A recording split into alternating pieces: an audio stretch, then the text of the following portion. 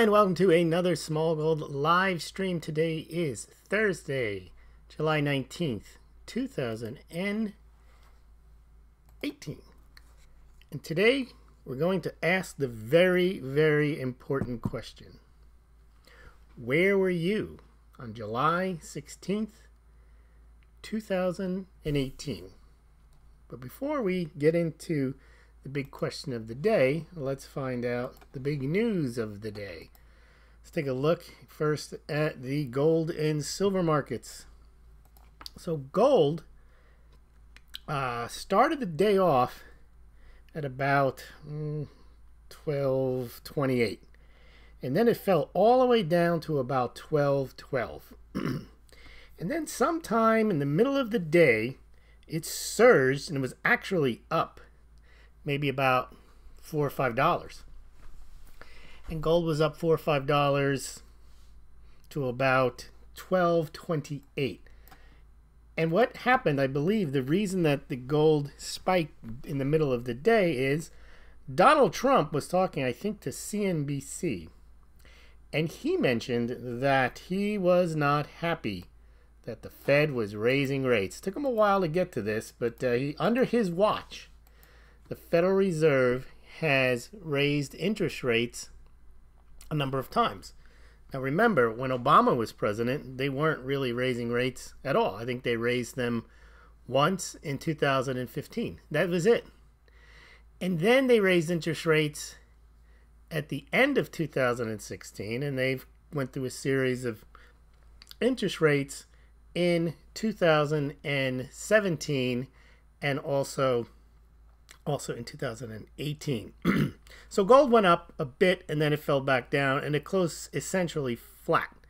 Now silver did the same thing. It opened at 1546, went all the way down to 1514, and it also had a minor surge but never quite got into the positive territory, and then it fell off the rest of the day. So gold and silver avoided a disaster. But what we're seeing now is not very good for the prices of gold and silver. Now remember, back in March when the gold-backed petro yuan was launched, it was going to crush the dollar and end dollar hegemony, and it was going to be a game changer for gold and create massive gold demand and create a multipolar world. Well, the yuan is getting crushed, and so is gold. So the exact opposite of those game changer stories about the gold-backed petro yuan. Another story we heard in 2014, 15, 16, 17, 18. The gold-silver ratio is unsustainable. Silver is rarer than gold and will eventually reach its natural ratio of 16:1. Wrong goes star. The gold-silver ratio has risen from about 56:1 in 2014 back up to 80:1. So we're not really making much progress in the gold-silver ratio. But the price of silver is down, but that does not matter. I do not care about the price of silver. I measure my wealth in ounces, not in fiat currencies, and not digital illusions of wealth. So the price of silver does not matter. I've been hearing that a lot. Or it's a buying opportunity. 10 years of silver underperformance and it doesn't matter. I have more ounces now than I will ever have. All right. I do like the price of silver at this price though. But the people that are permabulls like it at any price because silver is rarer than gold and silver is so useful in our lives. All right, let's get a look at some of the other stories before we get to the question of the day. Where were you on July 16th, 2018? All right. Now, there was some news today from FBI Director, I don't know, is it Clarence Ray or whatever his name is. You never hear from him, but he's actually the director of the FBI. You hear more from Clapper, Brennan, and Comey, not the guy who's actually running the division, or Strozek, or whatever his name is.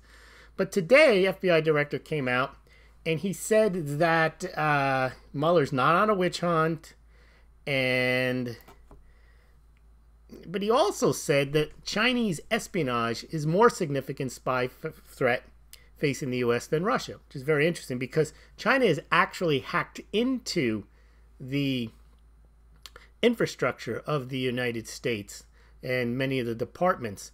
What Russia is accused of doing is tampering, I guess, with the minds of Americans with their memes and their trolls and so on.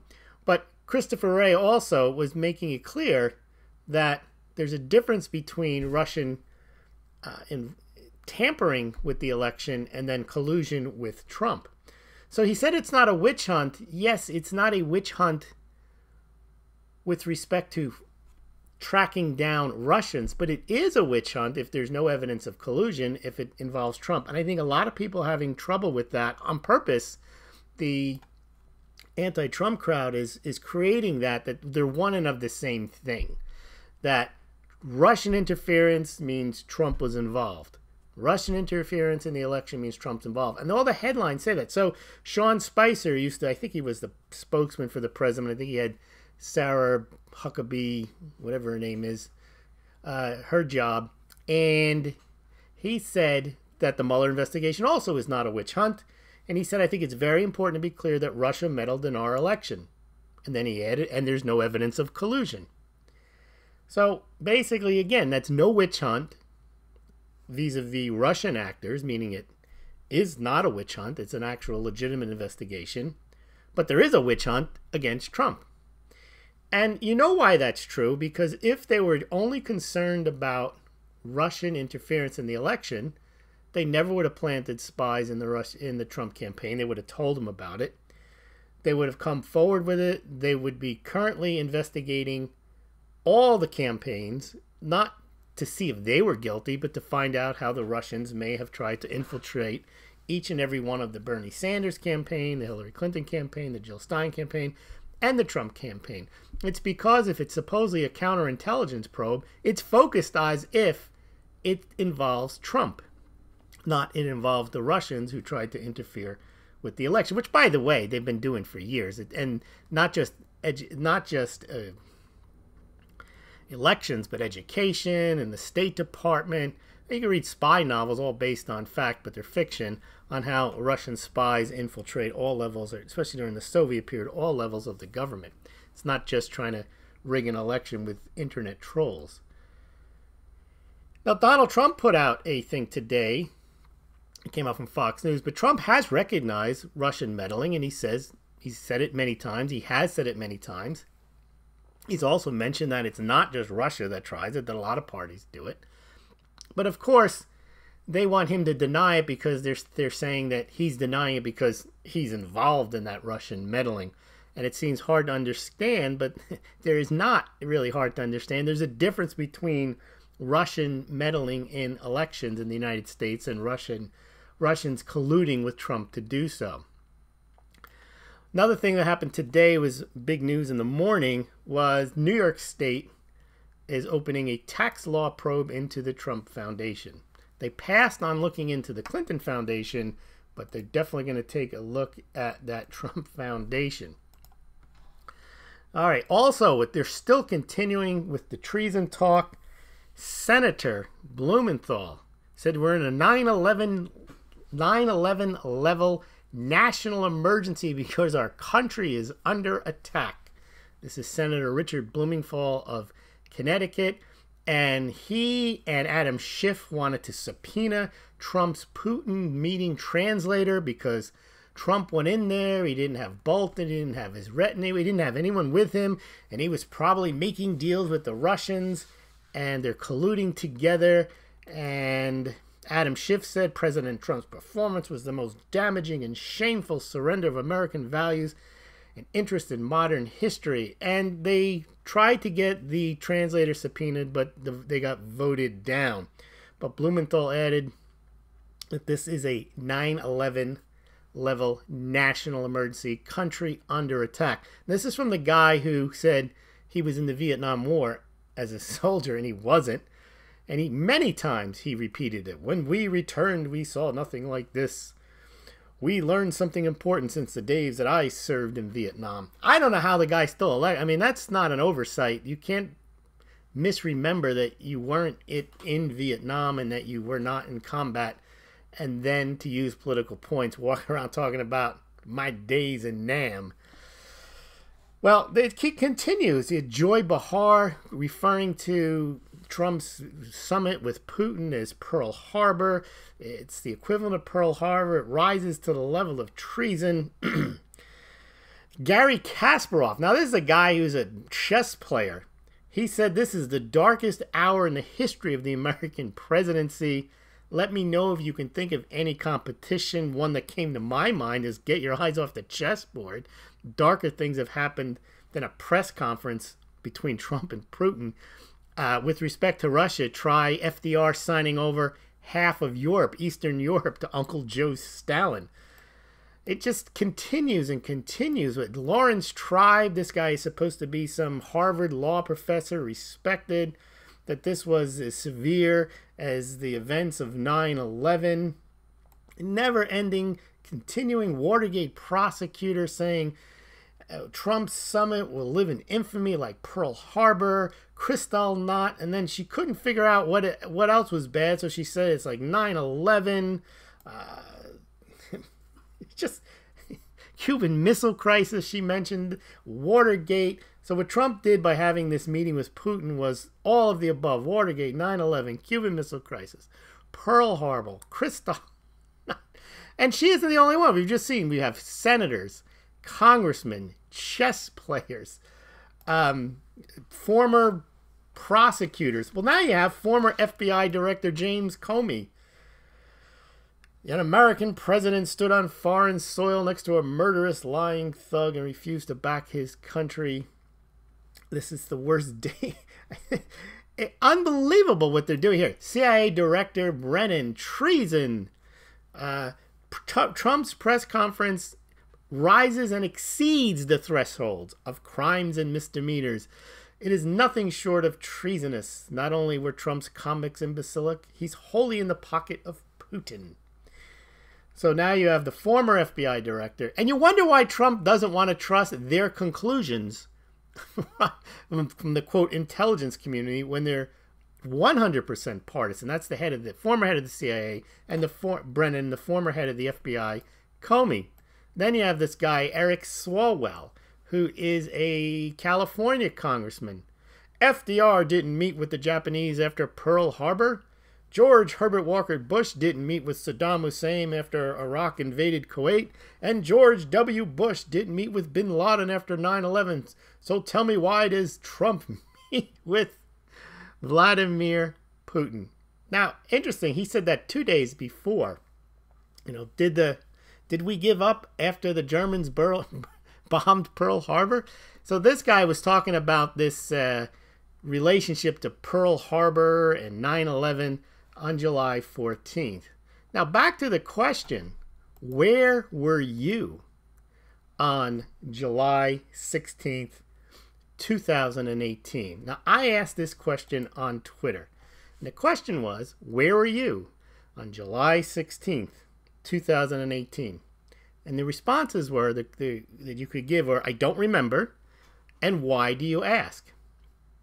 No one answered the question. I asked, where were you on July 16th, 2018? Does anybody want to tell me in the comments where they were on July 16th, 2018? I'll wait and see if there's any comments, if anyone remembers where they were on July 16th, 2018. Doesn't seem people remember, doesn't seem people care, but it's very important to know where you were on July 16th, 2018. Well, 21% on the survey of about 30 people said they don't remember. They don't remember where they were on July 16th, 2018. About 80% said, why do you ask? Well, the reason I ask is I just read you statements, hysterical statements, that the United States just went through its darkest period right up there with 9/11 and Pearl Harbor on July 16th when Donald Trump met with Vladimir Putin. And it's stunning to me that no one remembers where they were, or if they do remember, or they're not sure why they should remember, they're wondering why I was asking. Now, had I asked, where were you on 9/11, 2001, you would probably know and you'd have a story. No one gave me a story where they were. No one cared. No one even understood why I was asking. Now, this shows you how they've contrived this into hysteria. That Trump meets with Putin, says a couple of things, instead of criticizing him and saying, well, he shouldn't have said this, he should have said this, maybe he should have done this, maybe he should have done that. No, they went straight for, this is it. This is the worst disaster that has befallen the United States, possibly in history, but at least on a level of Pearl Harbor and 9/11. Now, no one died at the summit. No one was attacked. Nothing happened. They even said the night that the Russian interference didn't change one vote. Christopher Wray, the FBI director, says they didn't interfere with the infrastructure. They didn't hack the machines. Nothing changed. But yet they want you to believe that this is a day that will live in infamy, as the former Watergate prosecutor said. And therefore, I find it amusing that no one remembers where they were. No one even knows why I asked the question. Why? Because it's an artificially created day of infamy. It did not affect anyone. That day meant nothing to 99.9% of the people, and the only people it made any difference to were the people that were tweeting vigorously about this national disaster, or the people that were on the talk shows or on the news hyperventilating that we've just been in the most darkest time, and we really, nothing worse has ever happened. And no one's going to remember July 16th, 2018, other maybe than Smaulgld listeners. You remember this podcast that we were talking about July 16th, 2018. So they didn't even really manage to create that day, that event that they wanted to create, by going on TV, going on social media, and screaming and yelling, this is the worst thing that's ever happened to our country in modern times, and perhaps worst thing that ever happened even before the United States existed. This is just the worst thing that Donald Trump met with Vladimir Putin. All right, let's take a look now at the comments that we may have had. Has Trump's comments put a bottom in on gold? Well, you know, you would think so, Pat. If you look at the chart today, the bottom was in at silver at 15.14 at around early in the morning. Gold tracked it at about the same rate at about the same time. Yep, about 8:30 in the morning at about 12:11. And when Trump spoke, they all ratcheted higher, but then they fell off. I don't know if that Trump will have control over the price, because he doesn't have the control over the Fed. He can't tell the Fed, theoretically, not to raise rates. However, I just pulled a book off my shelf here. It's called Inside the Nixon Administration, and it's the secret diary of Arthur Burns, who was the the Fed chair from 1969 to 1964, during the time that Nixon was president. And when Nixon appointed him supposedly to be a dove, and he wanted to get reelected in 1972, and he did not want the Fed messing up with his plans and screwing up the economy and raising interest rates.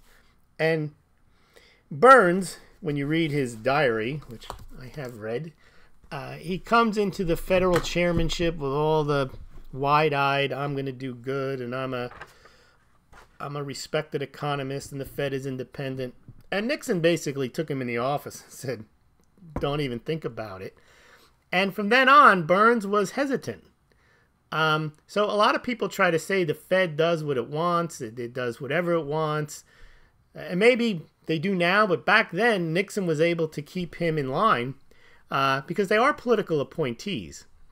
But my point is, with with Powell. I don't think he's going to threaten to fire Powell, or that Powell is not going to raise rates because of Trump. Although, we've seen in the case of Arthur Burns and Richard Nixon.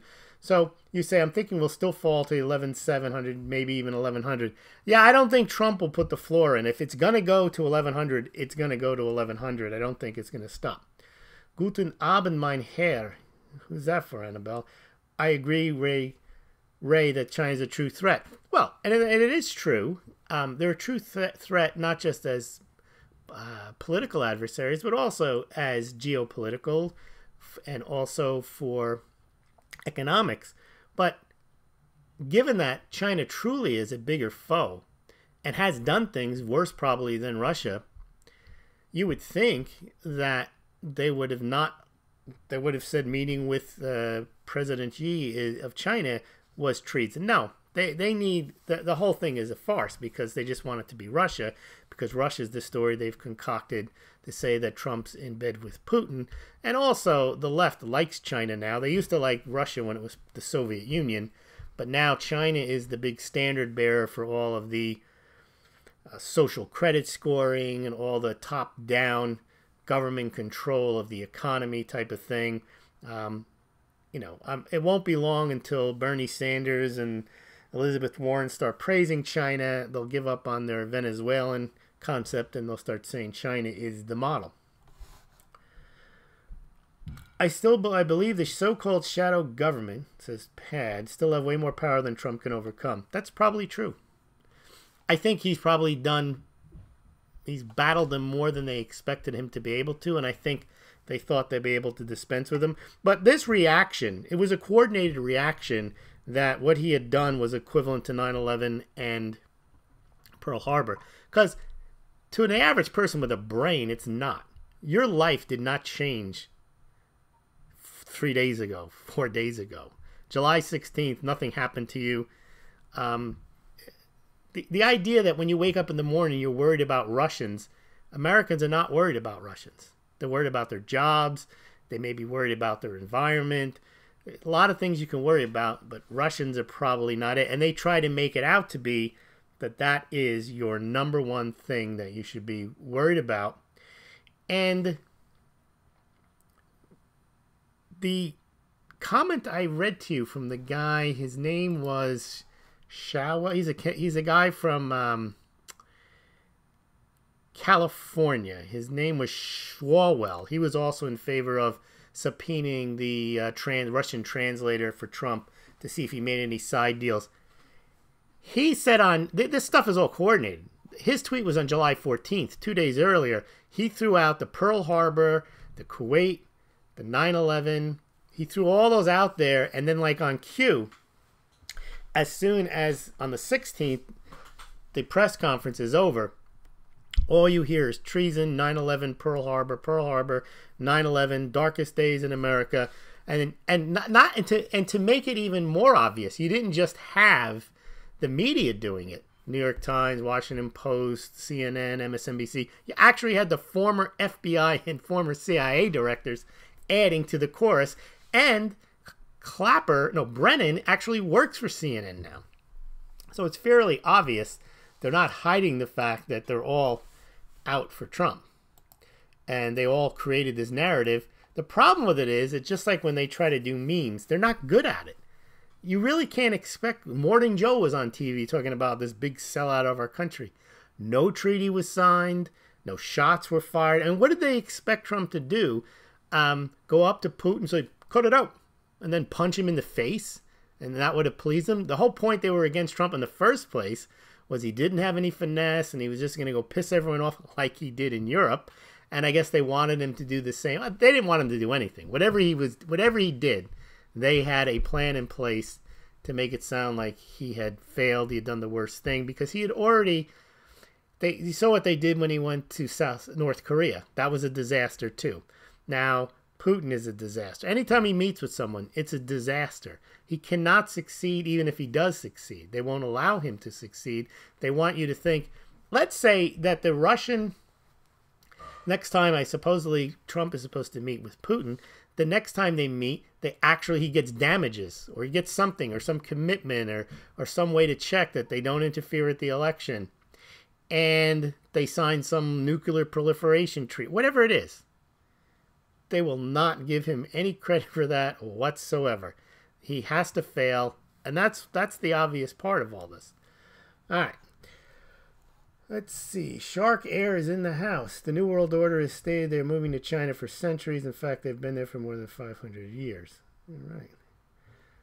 The Democrat members, Pat says, are really the Communist Party of America. They seem to have not just drifted leftward, they have lurched leftward. I mean, they have this Ocasio, whatever her name is, in New York. She says she's basically Bernie. So Bernie Sanders would have won the Democratic nomination.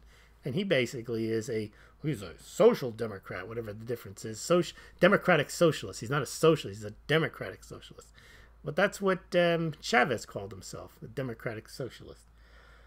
Wilford, peace with Russia is a good thing. Well, that is usually, remember, the people that were very hawkish on Russia were the Republicans, the GOP, the neocons, Romney. Remember, Obama was saying, the 80s cold, and they want their foreign policy back, when Romney was going off about our biggest foe was Russia. And Obama was sitting down with Medvedev, the deputy to Putin. He says, you tell Vladimir when I'm done after the election, we'll have more flexibility.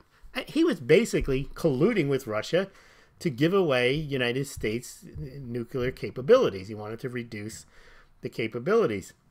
Democrats have always been against nukes. They've always wanted to make peace with Russia. They want to make peace with everybody. And when Trump goes out and tries to make peace with Sun Young Kim, whatever his name is, and with Vladimir Putin, they want him to be hawkish, and if not, he's betraying his country, and it's 9/11 and Pearl Harbor. Yep, military-industrial complex and intel community of big bucks to be made in this boogeyman. China is the real threat in the future.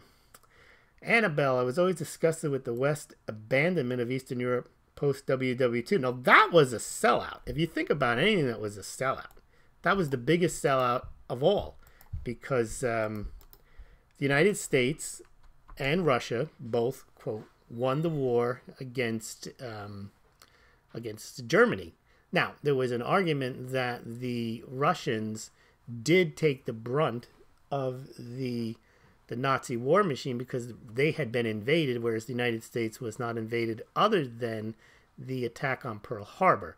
So the idea there was that Russia lost far more lives in World War II than the United States lost in World War II, and therefore somehow they were entitled to all of Eastern Europe. I'm not sure that follows, but that was the logic that they gave for allowing the Soviet Union to basically have half of Europe. From Poland, Czech Republic, all of Eastern Europe ended up with the Soviet Union, and that was basically FDR signing that over to the Russians. And Wilford says FDR abandoned them. Yes. Now, if you compare that was you could say that was a dark day in American history, where the United States went over to Europe and basically saved Europe, so to speak, with the D-Day invasion, only to have Stalin take half of it back. Because Stalin was as murderous, if not more murderous, than Hitler. And the United States said, okay, Uncle Joe, that's what FDR called him, you can have all that, and we'll take over the western part with NATO. All right, let's see. Your survey was hilarious. Yeah, if you get it, it's an inside joke, right? Was I here listening to you? Yeah, I think we had a show on the 16th. We might even have talked about what had happened during the day. I have no doubt that China pours intellectual and monetary resources into the global left. Oh, absolutely, and they poured into the media. I mean, what's his name? Brennan admitted he voted for Gus Hall in 1976, the communist candidate for the presidency that year. He didn't vote for Ford, and he didn't vote for Carter. He voted for Gus Hall. So our institutions, the State Department has always been known as a place where they have had communist infiltrations. The easiest thing, and if you read the plan of the international communists, it's always been to infiltrate institutions, not just government institutions, but institutions like Rotary clubs, Boy Scouts, any type of institution, take them over. And also corporations. Target, I'm naming these off the top of my head. I'm saying not that these are infiltrated, but that's their plan, is to get into the large institutions, because when you control the institutions, you can control the society, and that has always been their plan. Now, I'm sure they've succeeded in many areas, and in other areas maybe they fail, but that was their plan. All right.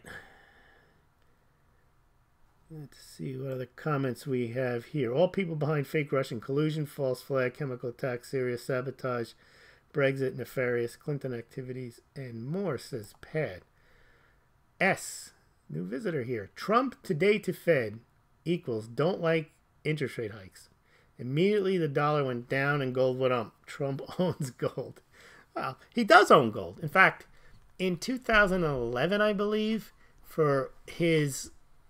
he had APMEX as a client.